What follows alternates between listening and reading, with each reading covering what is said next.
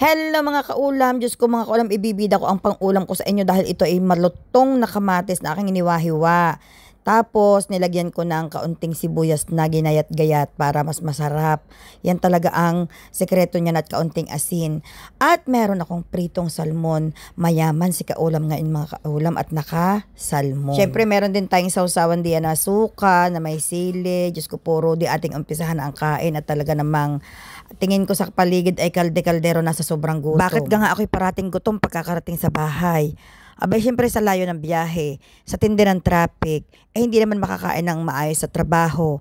Ay di pagdating sa bahay, ihalab ang gutom. Masyadong malabo ang ating camera diyan dahil nga ang ating ilaw ay isang fluorescent ang nagana. Hindi naman mapalitan ng asawa ko sa sobrang taas, wala namang mahiraman ng ladder. Ito namang maintenance ng building, parating sinasabi tomorrow, tomorrow, tomorrow. Tomorrow ng tomorrow, hindi na napalitan, talaga nakakaimot na eh. Dati ang mga anak ko, nakain niya ng pritong salmon o kaya pritong tanigi, tapos ang may ketchup o kaya sasabawan mo ng patis ng isda, yung patis ng sariwang sinaing na isda ang kanin o kaya sasabawan mo ng gulay o kaya may pritong itlog. Ngayon, wali. May mga Mexican food pang nalalaman na mga ino-order. Pero nung isang araw ay nagluto ako ng sinangag, tapos nagprito ako ng itlog, tapos nilagyan ko ng dumplings, ay wari ko'y agagawang-agawan ang dalo. Talaga mga kaulam, masaya ang mga ina kapag ang anak ay nakain ng gulay. Ang mga anak ko ng mga bata pa ang tatakaw ng gulay, abangay ang nagsilakihan na.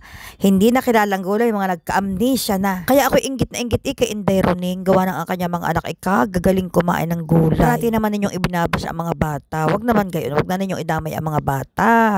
Yun naman, di kayo matututo din mga magkutsara yan pag lumaki. Kaya pag yan ganaman ng mga yun, pagka mga teenager na at napunta ng mga restaurant, kaya pag naman dadakmain ang pagkain, syempre matututo yan. Just give them time. Let them enjoy. Mga bata pa yan. Kaya na may masyado mga perfectionist. Diyos ko, mga apo naman ninyo yung mga dugyot din at saka ang mga apo naman ninyo yung kalat-kalat din kung kumain. Kaya tingin-tingin muna sa paligid bago po muna ng iba. Ay ewan ko kung ano mga idinadaldal ko diyan at ako totoong daig pa ang kapitana ko magsalitang daldal kidaldal. Ayaw na lang ididiretso ang kain. Ay gutom na nga. Ako yata yung naka-live diyan o hindi ko maintindihan, hindi ko na matandaan. Dini ay sa Dubai malamig na pag umaga. Kaya gay kumusta na diyan sa Pilipinas. Siyempre ang taga Baguio hindi ko na kukumustahin dahil yan naman all year round na dyan ay malamig at saka ang Tagaytay ay ang aking kinukumusta itong mga taga-ibaba ng bundok. Siyempre dahil ang Baguio ay mataas at saka ang Tagaytay kaya dyan malamig. Itong mga taga-ibaba ng bundok kagaya sa amin sa Laia, Diyos ko po Rude.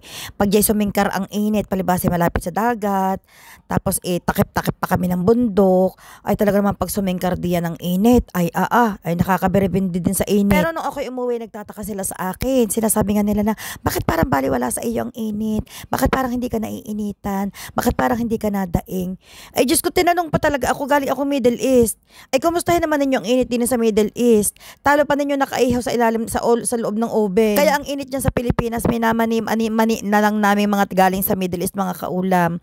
Huwag kayong dadaing sa amin ng mainit pag kami galing sa Middle East dahil tatawanan lang namin kayo. Dahil hindi nyo alam kapag tingkar ang init dito sa Middle East na mga June, July, August, ay huwag kang tatayo sa labas ng bahay ng 2 minuto at pakiramdam mo unti-unting iniihaw. Yun ay walang halong biro ha, yung sinabi kong iyon. Totoo yun. Hindi mo kayang tumayo sa labas ng hanggang 5 minutes. At talaga naman pakiramdam mo unti-unti kang natutos. Kaya pag kami mga taga Middle East ang nauwi sa Pilipinas, hindi kami nadaing ng mainit. Ay, walay sa amin yan, peanut. Ako'y may kakilala. Ito, ikukwento ko ang aking kakilala. Siya ngayon ay nakatira sa bansang malamig. Malamig na malamig pagka winter kagaya ngayon. Pag siya nauwi sa Pilipinas, hindi ko nasasabihin kung taga saan. Hindi ko nasasabihin kung kahangga namin. Ay kuwan, ako hindi raw nalabas ng bahay at talaga nakakontodo aircon at init na init daw. Diyos ko po, Rude. Hindi, ay sa bagay, kanya-kanya naman tayo talaga ng daing eh. Pero, Diyos ko, para namang hindi ka sa Pilipinas pinanganak. Yung, ang tawag ko doon ay may pagka-OA na. Sorry ha. Nakatukontodo ang aircon at talagang init na init daw kahit, Ay sa bagay, baka nga naman nga init na init at siya nga naman doon na nakatira sa bansang malamig eh. Ako naman tumira din sa bansang malamig. Abay na ako umuwi sa Pilipinas, ako tuwan-tuwa sa init. Tsaka huwag masyadong maarte pag galing sa ibang bansa at yung hindi artista. Ikaw lang may pagkukumpulan ng usapan ng mga kahanggan. Ayaw na ayaw mong mamamaritis ka. Ang ikilikilos mo na may kapuna-puna. Tapos pag ikay na may napo na ikay magagalit, hindi na alam kung saan lulugar. Unang-una, alam mo ang mga kahanggay, mga marites, at yan laang talagang inaabangan ng mga kahanggan pag may galing abroad, kung ano ang iyong kilos, kung papaano ka manalita, kung papaano ka manamit. Tandaan ninyo yung mga nag-a-abroad ha. Yay unang-unang inaabangan ng mga kahanggan. Pag ikaw nga'y paarte-arte, pag umubing dag pa sa iyong hindi lumaki sa probinsya, talagang pagkukumpulan ka talaga ng usapan. At pag pa-English na wala ka namang katuturan, ikaw talaga ang pupulutanin sa araw-araw na huntahan doon sa may ilalim ng mangga. Ilugar mo ang iyong sarili. Pag ang kausap mo ay Amerikano, di ikay mag-English. Pag ang kausap mo ay kahanggan, di ikay managalog. Huwag masyadong maarte. Tapos pag ikinapag-usapay, ito ang magagalit at magpapakapitan pa. Kaya nga't pinag-usapan ay may napupuna. Kayo namang mga marites kayo na may manahimik na. Huwag yung sobra naman ninyong lahat na lang ng kilo sa inyong pinupuna.